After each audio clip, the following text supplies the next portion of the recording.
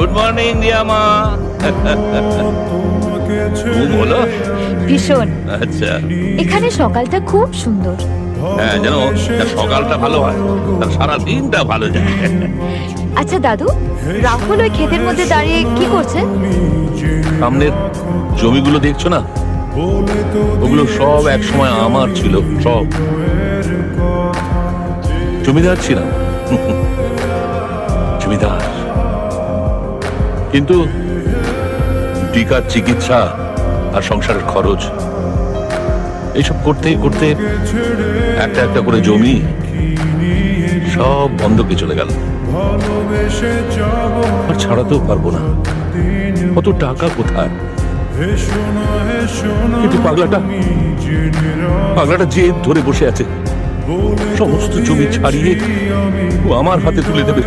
আর টাকার জন্য বাড়ি ছেড়ে ও কলকাতায় গিয়ে পড়ে আছে।